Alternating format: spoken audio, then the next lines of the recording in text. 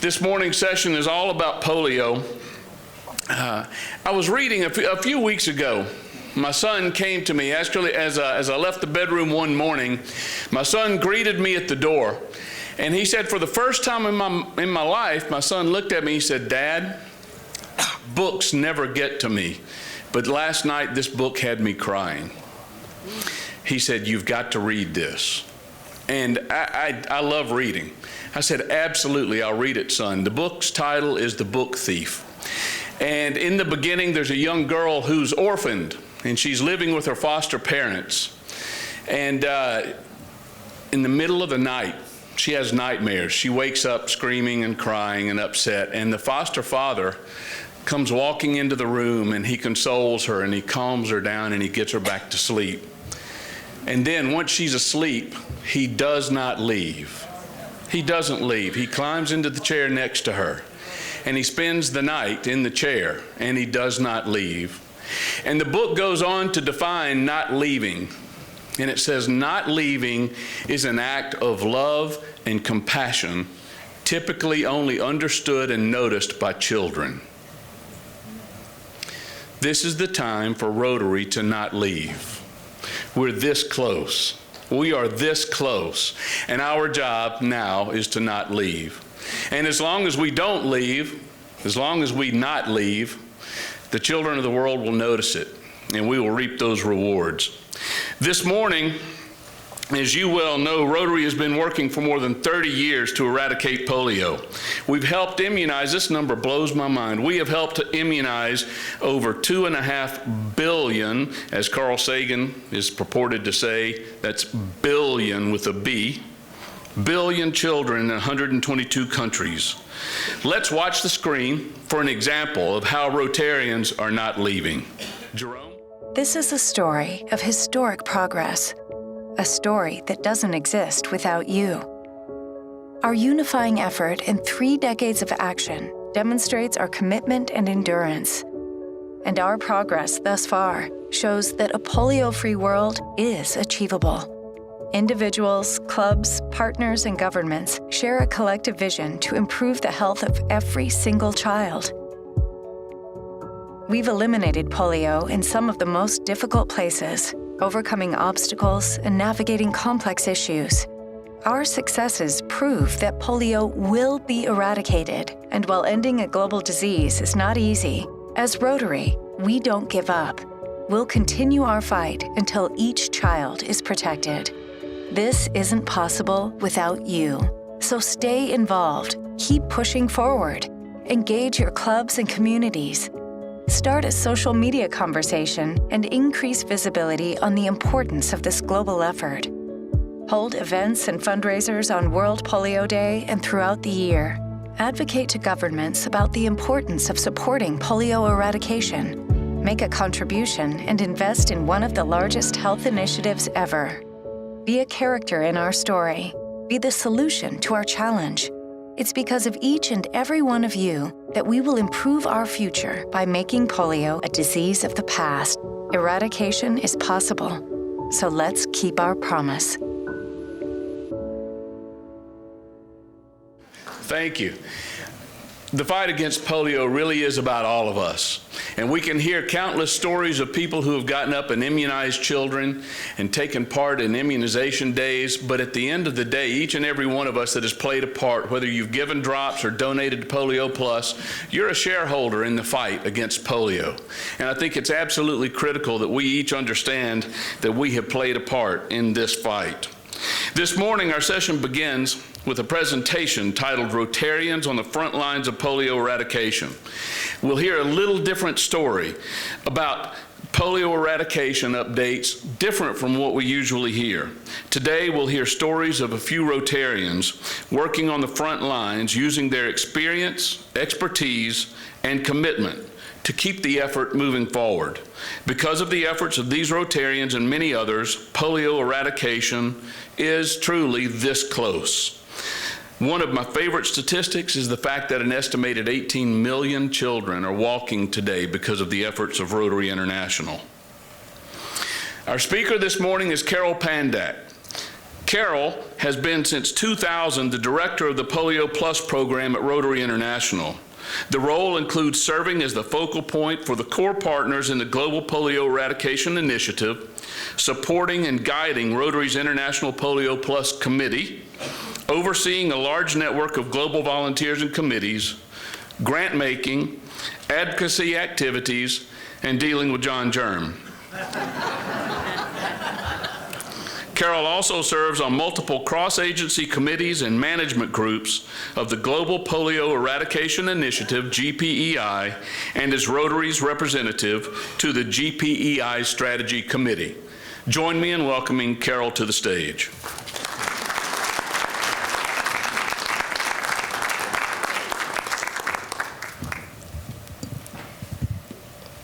Thank you. Good morning for that. Good morning, and thank you for that wonderful introduction. And I want to recognize John Germ, who's in the audience this morning. And John and I have the pleasure of working together quite a bit. So, John, good to see you. As said in the introduction, Director Floyd asked me to give a little bit of a different presentation this morning on polio. Not so much the traditional update that you may be used to. I'll be doing that this afternoon in a session, a micro session at 4 o'clock. But what I thought I would do today is to build upon the theme of people of action and highlight for you a few of the Rotarians that are working on the front lines of eradication. I recognize that there are many, many Rotarians working on Polio Plus, but I thought I would highlight just a few that really reflect the kind of work that Rotary is doing. So let's get started. First up is Dr. Tunji Funsho. Tunji is a cardiologist by training. He is our National PolioPlus Committee Chair in Nigeria, and he is responsible for working with Rotarians and our partners to achieve a polio-free Nigeria. He is, if you're a Facebook friend of Tunji's, you will know that he's quite spiritual and will share almost every day some sort of inspirational message. But he is especially adept at engaging individual Rotarians to participate in polio immunization activities. Now, most recently, Tunji has been traveling to the highest risk states in Nigeria to advocate for really strong surveillance, disease surveillance systems in that country. And that's really important because you may have heard Nigeria has not reported a case of wild polio virus for 3 years, more than 3 years. It was August of 2016. And this is incredibly important because Nigeria is the last case in Africa, last country in Africa to have a case of polio. So with Nigeria being polio-free, it paves the way for the entire Africa region to be certified polio-free after the Africa Certification Commission looks at all the data from the states in Africa. And we anticipate a decision of the Africa Certification Commission sometime in mid-June of 2020. So we're looking forward to, we have the milestone of Nigeria, but a possible another major milestone in achieving Africa certification. Now, Tunji is also very compassionate about those who've been affected by polio, and he distributes tricycles, hand-pedaled tricycles to those polio survivors, especially in states like Borno, Nigeria, where Boko Haram has been quite active. So here he is distributing these tricycles, and this gives people mobility such that they can earn a living. But Tunji also engages polio survivors like these in polio immunization campaigns to go out with the vaccinators during campaigns to convince parents, encourage parents to have their children immunized, which is, there's no more powerful message than to see somebody who's had polio to convince parents to have their children immunized. Tunji and his committee have traveled to Borno, Nigeria on multiple times, even in the face of the conflict with Boko Haram. And their efforts and those of our partners have paid off tremendously. In 2016, 600,000 children in Borno were not accessed with the polio vaccine. This year, that number is only maybe 40 or 50,000. So Tunji and his committee are really working on the front lines of polio eradication to achieve a polio-free Nigeria. Now, staying in Nigeria, I want to introduce two people. The tall guy in the middle with the blue hat is John Verdefe. And John Verdefe is a colleague and friend of mine from the U.S. Centers for Disease Control and Prevention. And he is the polio branch chief for the CDC. He told me a story about a woman named Dare Grace, and I'm not going to try her middle name there because it's too hard. She's featured there in the yellow T-shirt. And John was on an immunization campaign in Kwara, Nigeria, and he met with Grace, and they had visited a compound where the parents were not convinced that giving polio vaccine to their children was necessary. So Grace immediately took the team to the traditional leader's house, and that traditional leader there is in the orange outfit. And John recounted that Grace told him what the problem was, said, will you help us with this family to help encourage them to immunize their children. They all got in a car, they went to visit the compound where the family was, and their traditional leader convinced the family to have the children immunized.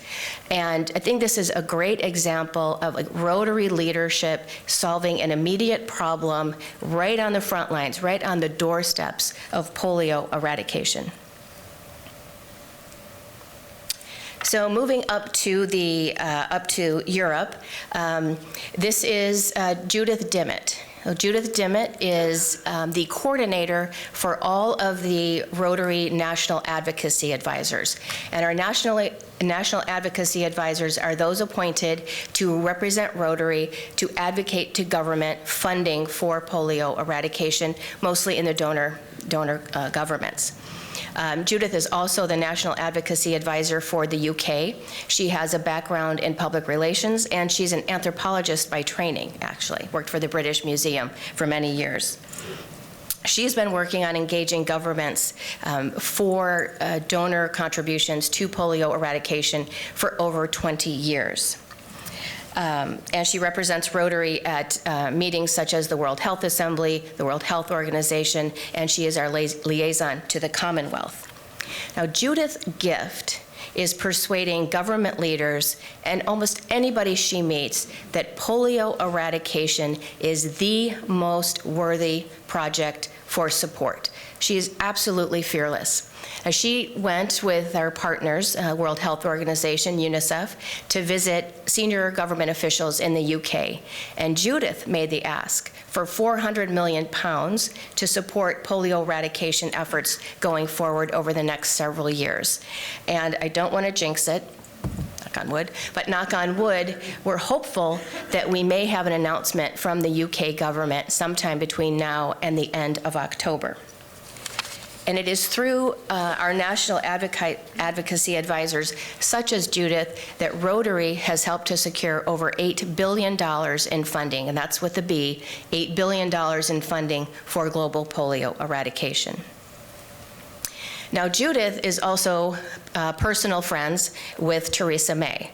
And this, I just wanted to show this because it shows the high-level political engagement that our Rotary members have. When we were in Pakistan, Judith and I, Theresa May was considering throwing her hat in the ring to become Prime Minister, and Judith was texting with her, encouraging her to do so. And we all know how that went, but in her last parliamentary question session, Theresa May mentioned Judith in her comments, but also mentioned the work of Rotary in polio eradication. And not to worry, Judith knows Boris Johnson. She's canvassed for him and has already approached him about his support for polio eradication. So again, it is this high level of engagement with Rotarians that are helping to secure important government donations to polio eradication.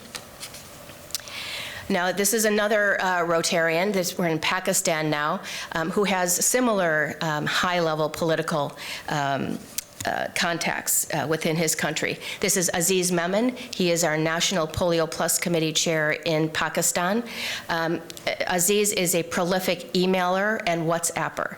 And I think I hear, and John, you probably do too, we may get 20 emails a day, and they all come in overnight from Aziz. And I'm on WhatsApp now because of Aziz, and I get many WhatsApp messages from him.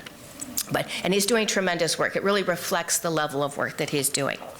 But Aziz represents us in one of the 2 countries that continues to report wild polio virus. That's Afghanistan and Pakistan.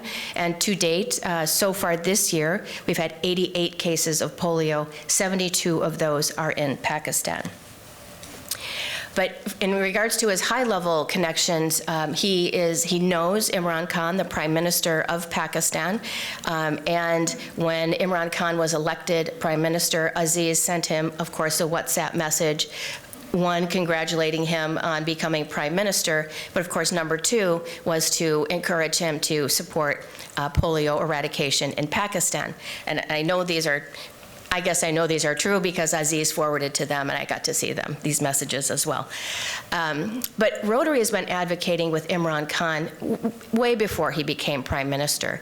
The chair of the International PolioPlus Committee, Mike McGovern, and I were in Pakistan, and we had a chance to meet with Imran Khan when he was opposition leader in his compound in Banigala, which was amazing.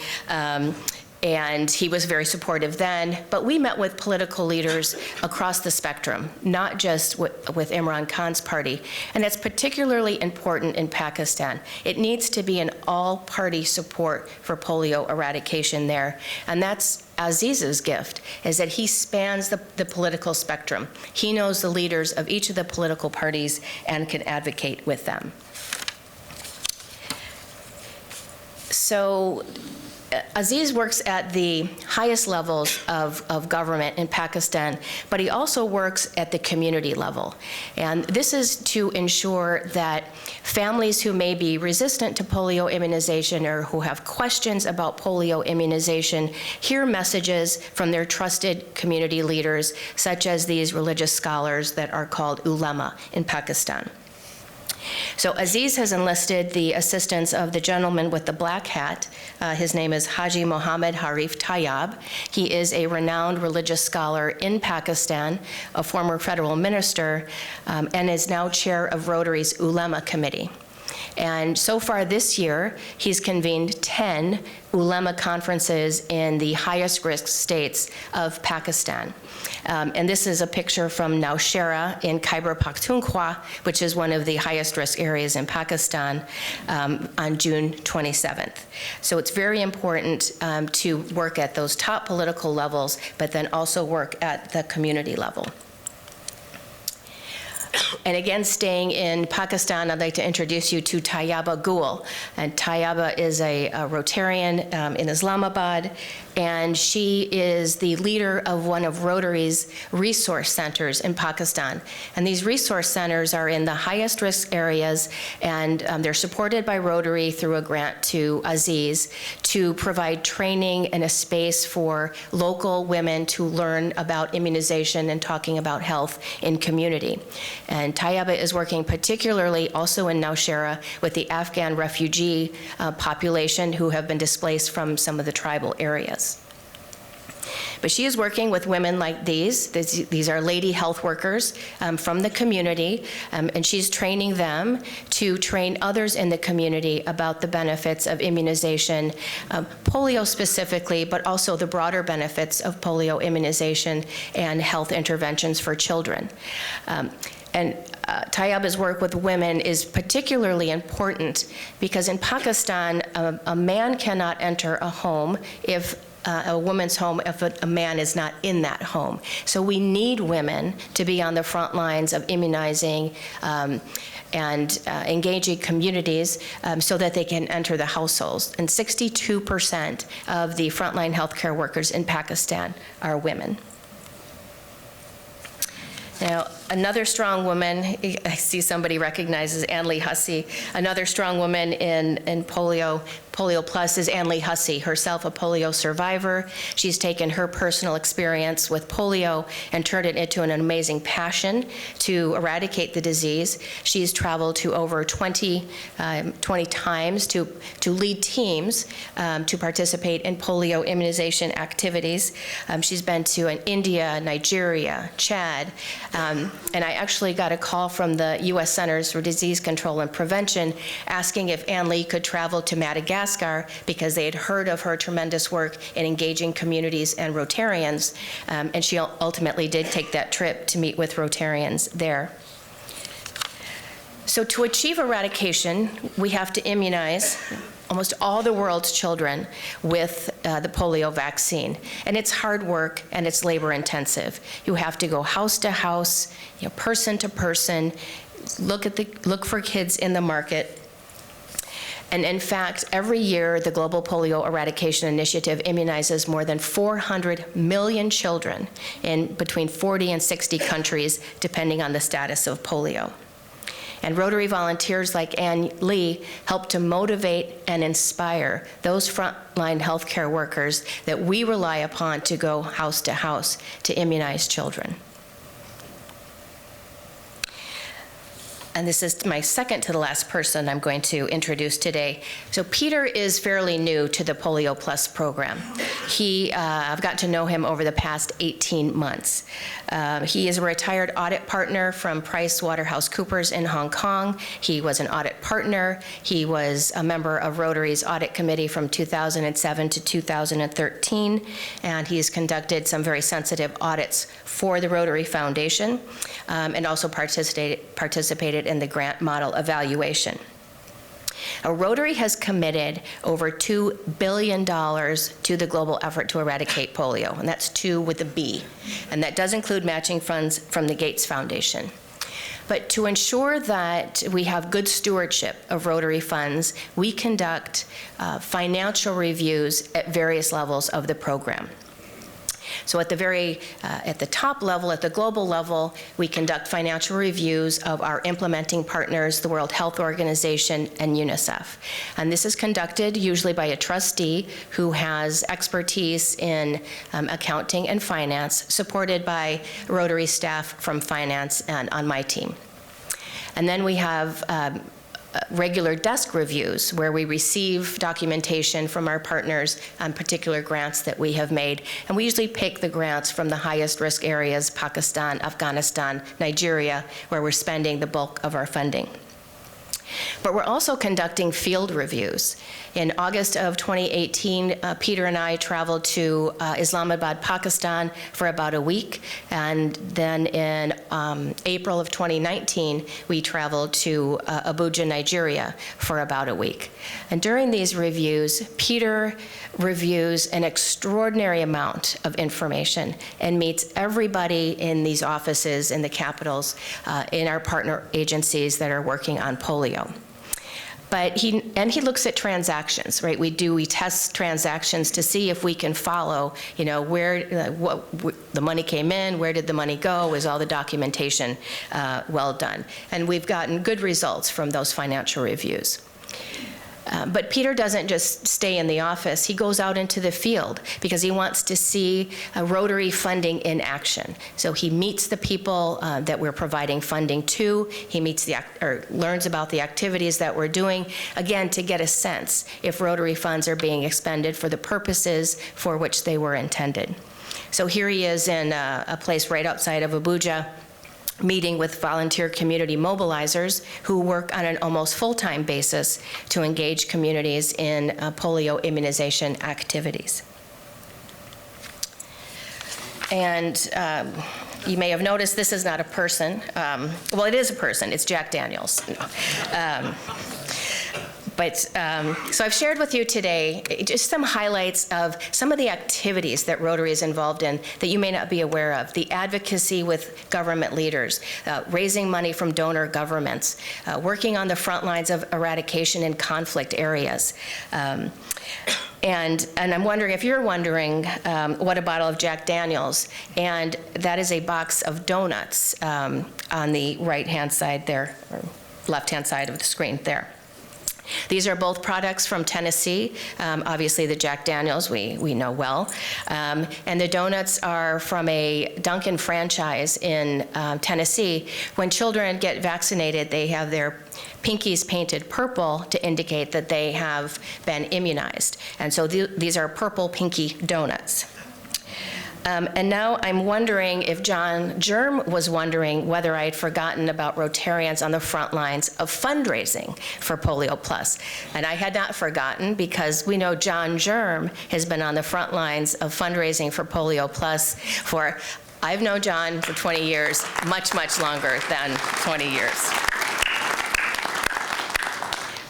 So I saved the best for last. We thought maybe we wouldn't meet our fundraising goal last year. I think we were 4 to 5 weeks out from the end of the year, and we had a bit of a gap. And John Germ led the effort. I think you helped to raise $13 million in a 4 to 5 week period. And we made our goal such that we get the full matching funds from the Gates Foundation. So I just wanted to recognize John for that effort. But this is a picture of my long empty bottle of Jack Daniels. This is from a 2009 fundraiser to recognize, and was in honor of the first chair of the International PolioPlus Committee, Bill Sargent. And then, of course, I've talked about the Purple Pinky Donuts. That's the brainchild of Dave Baumgartner, who introduced this on World Polio Day in all of his Dunkin' franchises. It's expanding, I understand, in Tennessee. But just want to get back to that Jack Daniels in recognition of Bill Sargent. Bill Sargent's son-in-law, Fred Heitman, a good friend of mine, is sitting in the audience, and I know District 6780 has been a tremendous fundraisers for PolioPlus. So today I've just shared a few stories about the people that are involved in PolioPlus, and I know that all of you know somebody who's been equally as effective in moving our program forward. I want to celebrate and recognize everybody who has had a role to play in PolioPlus. Again, this afternoon, I'm doing a micro session that's a little bit more of a traditional update on where we are in polio, but also I'm going to share a few tidbits about Rotary's history with polio that way predates 1979. So I think you might find that of interest. So please join me at 4 o'clock if you'd like to. Thank you very much.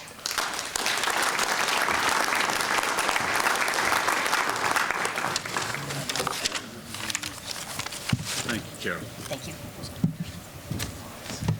Thank you, Carol, for that awesome presentation. It's so much fun to see the people who are on the front lines doing this work, and you hear the stories of everyone and the people they're dealing with. It's remarkable to me.